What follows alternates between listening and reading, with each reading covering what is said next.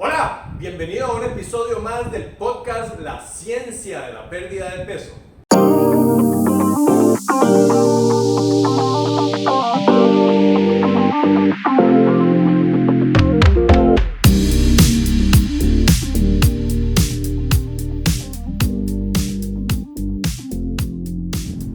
Soy el Dr. Donald Vega, director y fundador del método 10K de Kilosophy, y hoy vamos a hablar del tema de cómo bajar la grasa abdominal. ¿Sabía usted que un 66% de la población, es decir, 2 de cada 3 personas, tienen sobrepeso? Y en algunos países alcanza el 74% de sobrepeso. Y que también un 54% de la población está activamente tratando de bajar peso. Y digo tratando porque no lo logran. De hecho, la estadística es salvaje, un 98% de las dietas fallan. Entonces, acá vamos a describir en 2 capítulos, primero, cómo ganamos grasa corporal y segundo, qué hacer para eliminarla y desaparecerla de nuestro cuerpo. De manera muy gráfica quiero enseñarles lo que es 1 kilogramo de grasa. Esto es, y así se ve. Y de hecho, cuando los pacientes llegan a nuestra consulta y dicen, ay, solo perdí 1 kilo de grasa, inmediatamente les sacamos el modelo y le decimos, vean, esto es lo que usted acaba de perder, y cambia completamente la perspectiva. Ahora, ¿qué es la grasa? La grasa es un tejido que sirve como tejido de reserva energética, y el cuerpo está diseñado para que en aquellos momentos en donde hay abundancia logremos acumular tanta cantidad de energía como sea posible para aquellos momentos de carencia, y que entonces tengamos suficiente reserva para poder sobrevivir en momentos en donde simplemente no hay nada que comer. Vaya, eso era antes. El problema es que ahora contamos con supermercados 365 días del año y refrigeración 24 horas al día, lo que nos permite conservar grandes cantidades de alimentos, y desgraciadamente, bajo el lineamiento de la nutrición tradicional, se nos ha enseñado a que tenemos que estar comiendo a cada 2 o 3 horas, y además esos alimentos, si les podemos llamar así, deben ser altos en una carga de carbohidratos, porque si no nos quedamos sin energía y se nos vuelve lento el metabolismo. Entonces vamos a discutir y a eliminar algunos mitos en relación a esto para que a usted le quede completamente claro y al final entienda cómo hacer realmente para bajar esa grasa corporal y hacerlo fácil y rápido, sin que rápido signifique que la va a tener de vuelta en pocos días. Muy bien, empecemos entonces en la materia, y lo primero es cómo hacemos para bajar esa grasa corporal en el tema de cómo la almacenamos. Lo primero y más importante es que los azúcares y los alimentos ultraprocesados, a los que hacía yo ahora referencia por el tema de cómo las guías nutricionales están diseñadas, sencillamente nos ponen en modo de reserva energética, es decir, hacen que nuestro cuerpo convierta azúcares, que es la glucosa, que cuando está en alta concentración comienza a elevar una hormona que ya vamos a discutir, y simplemente entramos en ese modo de reserva. Entonces aquí pasa por medio de 2 mecanismos diferentes. Número 1, se dispara la insulina. Entonces entendamos la mecánica. Tenemos glucosa en sangre, que es el azúcar de la sangre, que debe mantenerse entre 2 límites. El límite superior, que es 100 miligramos por decilitro, y el límite inferior, que es 70 miligramos por decilitro. Cuando esa glicemia se mantiene en ese rango, todo está súper bien. Pero ¿qué pasa en el momento en que consumimos azúcares y ultraprocesados?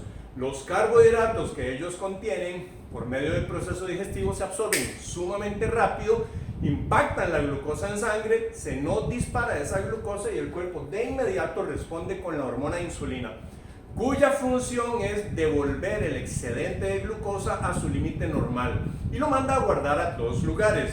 Número 1, el hígado, y número 2, la masa muscular. Pero ¿qué pasa si la persona es una persona sedentaria? Suele tener una gran cantidad de glucosa, que en ese momento ya dentro del hígado y el músculo se llama glucógeno, y como no la utiliza, entonces los músculos están básicamente llenos de energía. Y cuando el cuerpo libera esa insulina, no tiene a dónde ir el excedente de glucosa que se pasó por encima del límite normal. Entonces, ¿qué sucede? El cuerpo lo manda a convertir inmediatamente en grasa de reserva, y eso va a parar principalmente a las células de nuestra periferia, que se denominan adipocitos, y ellos son los que reservan grasa. Recordemos, eso no está mal. De hecho, estamos diseñados de esa manera para que el cuerpo pueda almacenar adecuadamente la energía en tiempos de excedente de energía y que tengamos para la época de carencia. Pero ¿qué pasa si esa época de carencia, que era medio año, con medio año de excedente, ahora resulta que la época de excedente es todo el año y estamos en proceso de almacenaje, especialmente porque esto es lo que es procesado y podemos alcanzarlo en cualquier momento, aunque estemos en la época en donde se supone que no crece nada en la naturaleza, ahí están disponibles. Entonces el cuerpo empieza a disparar ese nivel de insulina y la insulina tiene dos efectos, muchos, pero dos que en este momento nos interesan. Número uno, la insulina lo que hace es convertir el excedente de glucosa y lo manda a depositar en forma de grasa, primero en las células adipocitos, segundo en los músculos cuando ellos están ya completamente cargados, entonces ahí empieza a generarse un factor de resistencia a la insulina, y tercero en las vísceras, particularmente en el hígado, y ahí empezamos entonces con el problema de hígado graso. Ese es el tema con la insulina. Y lo segundo, además de mandar a guardar, es que bloquea inmediatamente la capacidad que nuestro cuerpo tiene de utilizar la grasa como fuente de energía. Entonces, no solo estamos almacenando grasa, sino que además no estamos pudiendo utilizar la que tenemos a bordo. Y entonces empezamos con un círculo vicioso. Importantísimo entonces. En la segunda parte vamos a entender qué hacer. El segundo es la resistencia a la insulina. Cuando el cuerpo está constantemente con un golpeteo, y aquí es donde yo tengo un sincero problema con el hecho de estar consumiendo meriendas como la galletita soda, la galletita María, que el yogurcito light, que la granola, que el cereal, ¿verdad? Que la fruta, etcétera. Todo esto que son altos en carbohidratos, cuando yo los como en un momento y los vuelvo a comer a las 2 horas y los vuelvo a comer a las 4 horas y los vuelvo a comer a las 6 horas, entonces literalmente estoy pegando picos de glucosa y de insulina constantemente, y ese golpeteo provoca que a nivel celular se empiece a cubrir la célula porque literalmente ya está cargada de energía y ella no se quiere ver abrumada por parte de la insulina, y se desarrolla lo que conocemos como resistencia a la insulina. Vamos, ¿cuál es la estadística en personas delgadas?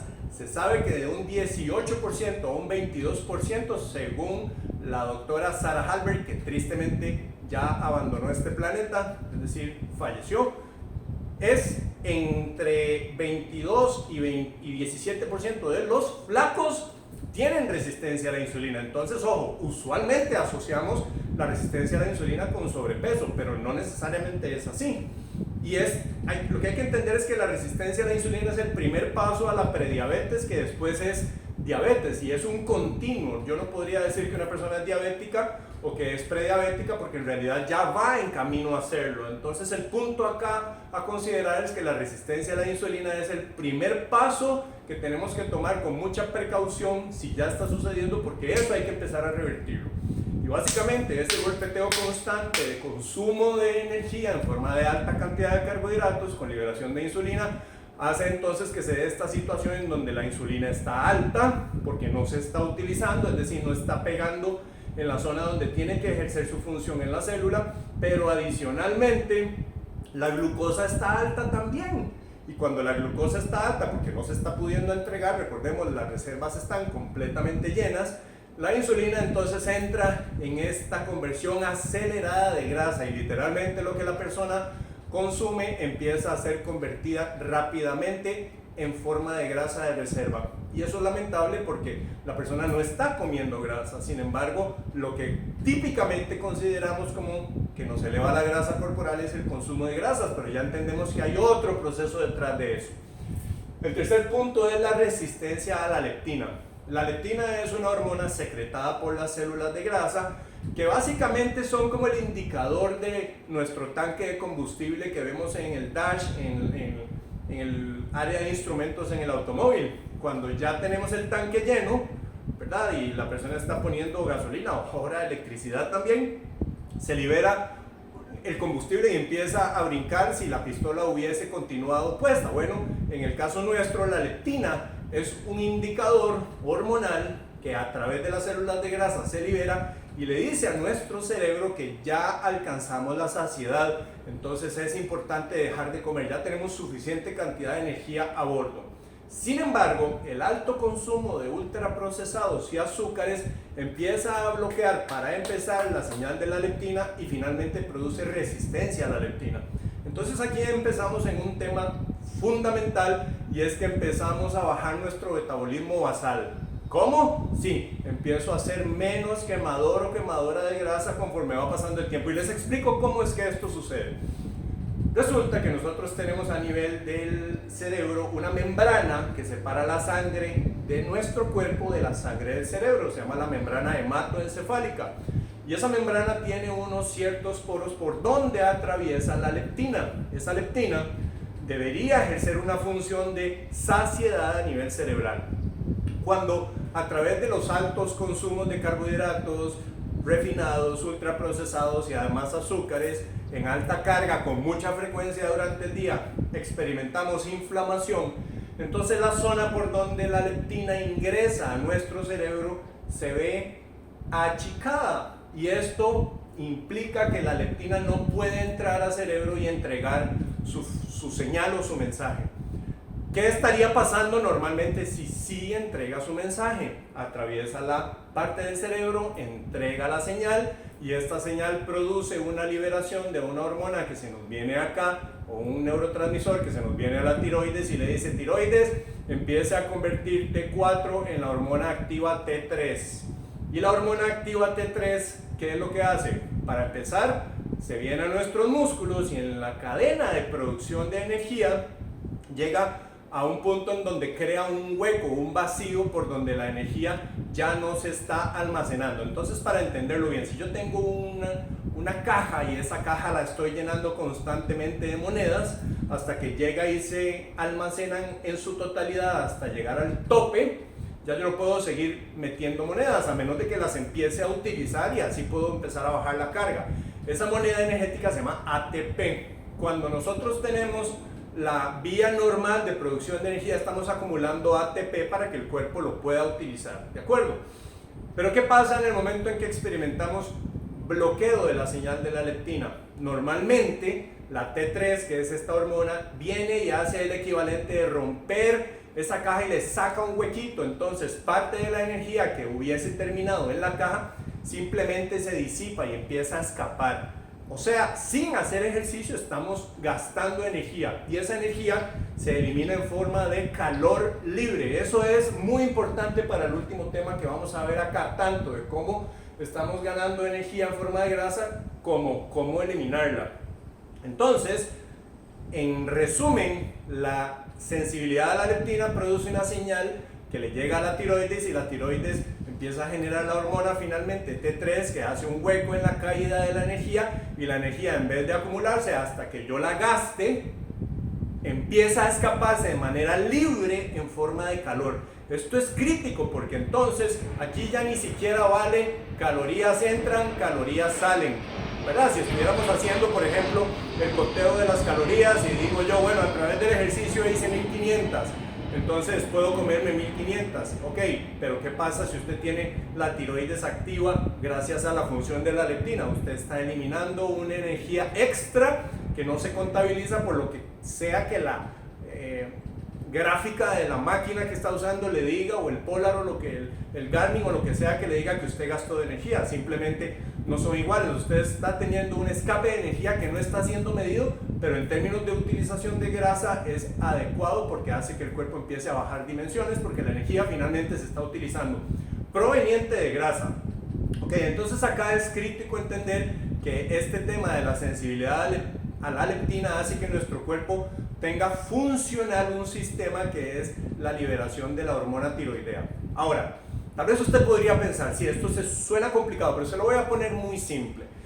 Entendemos y sabemos que existen dos problemas asociados a la glándula tiroides. Está lo que conocemos como hipertiroidismo y está el que conocemos como hipotiroidismo. Es decir, hipertiroidismo es una gran producción de hormona, hipotiroidismo es una baja producción de hormona. Entonces, para que podamos conectar con este concepto de cómo yo puedo quemar grasa cuando tengo más liberación de hormona tiroidea, pensemos en una persona que tal vez usted conoce que tiene hipertiroidismo. ¿Cómo es la característica de esa persona? Tal vez usted habla con ella y ella le dirá: yo paso comiendo todo el día, y aún así bajo peso, y usted los conoce, son súper delgados. Claro, porque tienen un metabolismo sumamente acelerado, inducido porque el acelerador, que se llama T3, está activo y el cuerpo está quemando energía sin hacer ejercicio. ¿Ok? Crítico, sin hacer ejercicio. Pero ¿qué pasa cuando hablamos con el hipotiroideo? Esa persona dice, mira, yo casi no como, o casi de verdad paso con hambre y aún así voy subiendo peso. Claro, porque el acelerador más bien está desactivado y tenemos el freno metido en el cuerpo, no se está liberando suficiente cantidad de hormona, entonces el cuerpo no tiene este mecanismo de hacerle el huequito a la caja energética para que escape por otro lado, y la única forma en que la persona lo podría escapar es si activamente está gastando esa energía, pero tendría que hacer demasiado ejercicio para poder compensar, y es un tema hormonal, simplemente el cuerpo está ganando peso porque no hay suficiente cantidad de hormona. Devolvámonos un poquito. ¿Qué pasa si yo tengo resistencia a la leptina? La leptina no está pudiendo entregar este mensajero para que el mensajero secundario se vaya a la tiroide y me acelere el metabolismo. Simplemente el metabolismo está con el freno metido. Y eso sucede porque el cuerpo está consumiendo alta cantidad de ultraprocesados y azúcares con el efecto de la insulina, que nos genera inflamación, que nos produce la resistencia a la leptina. Entonces simplemente mi cuerpo no puede utilizar la energía y la voy acumulando. Pasamos al siguiente punto, que es el estrés crónico. Vaya, en el capítulo anterior de la ciencia de la pérdida de peso, usted va a estudiar de manera profunda cómo es que el estrés está asociado al sobrepeso. Pero se lo digo de manera muy simple. Cuando el cuerpo está con una gran carga de estrés, eso se refleja en una producción de una hormona que se llama cortisol. El cortisol tiene un par de funciones, bueno, muchas, pero vamos a hablar una muy característica, y es que el cuerpo, recordemos, cuando estamos bajo estrés, estamos en una situación potencialmente mortal. Entonces el cuerpo destruye masa muscular. ¡Wow! Eso sí es grave. Destruir masa muscular con lo que cuesta ganarla y con lo efectiva que es para poder mantener nuestro metabolismo activo y usando grasa en estado de reposo. Sí, tristemente un estrés crónico hace que destruyamos masa muscular para generar azúcar. Ese azúcar se va a la sangre para sacarnos de esa situación potencialmente mortal. Finalmente, como no la estamos usando, porque suele ser un mecanismo de estrés mental emocional que no exige que yo haga algo físico para escapar, esa energía queda dando vueltas en el cuerpo, inmediatamente se me dispara la insulina y volvemos a este punto de acá. Entonces, vea qué importante. El estrés hace que nosotros ganemos peso, pero no me voy a meter en ese tema para que se vaya al capítulo anterior y pueda descubrir ya con un diagrama adecuadamente explicado cómo es que se da ese proceso. Olvidé este tema del bloqueo energético. Cuando el consumo de azúcares y ultraprocesados induce una vía diferente del bloqueo energético, y sabemos que la mitocondria es esa área de las células que produce energía. Si yo tengo mucha energía, entonces yo tengo ganas de vivir, estoy activamente generando amistades, conexiones, en mi trabajo soy eficiente, doy un paso más, en mis relaciones también estoy ahí presente y no estoy con el enchufe totalmente desconectado y viendo a ver cómo me impulso con una taza de café a las 9, a las 11, a la 1, a las 4 y a las 6 de la tarde. Porque las mitocondrias están funcionando adecuadamente. ¿Y qué sabemos? Que la glucosa excedente en el cuerpo se convierte en fructosa. Y además el azúcar es mitad glucosa, mitad fructosa. La sacarosa, el azúcar de mesa, y también los que se usan para agregarle a las bebidas energéticas, a las bebidas azucaradas, todo eso trae glucosa y además fructosa. Entonces el excedente de glucosa pasa y se convierte parte de él a través de un mecanismo en fructosa, y los azúcares que consumimos además contienen fructosa. La glucosa no me bloquea la producción energética a nivel de la mitocondria, pero resulta que la fructosa sí, a través de dos enzimas. Puede irse al capítulo, creo que fue el capítulo 4 de la serie Salud Metabólica, en donde hablo de las investigaciones del Dr. Lustig, para que entienda bien cómo se da ese proceso a nivel bioquímico, pero explicado de manera sencilla. Pero en esencia, cuando nosotros estamos consumiendo azúcares, se bloquea la producción de energía. Entonces estamos con lo que yo denomino una ironía: hambre dentro de la abundancia, porque energía ya está para tirar para arriba, pero el cuerpo no la puede utilizar, no la puede producir en la mitocondria. Entonces estamos desesperados constantemente porque andamos con hambre, porque necesitamos comer, porque necesitamos energía, y el cuerpo la tiene en su interior, pero no logra convertirla en energía utilizable a través de la mitocondria por el bloqueo que la fructosa produce.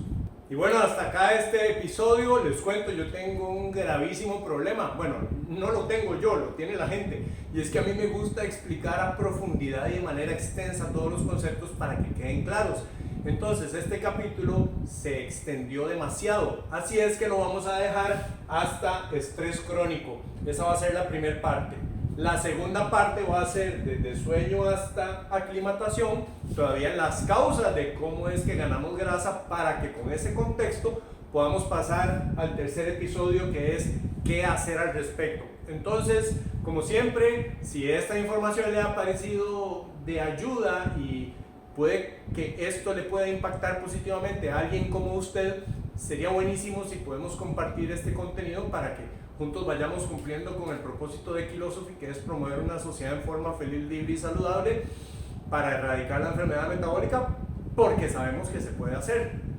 Y también, si no lo ha hecho todavía, suscríbase y así le van a llegar las actualizaciones de cada vez que ponemos algún video. Nos vemos en el próximo capítulo, parte 2.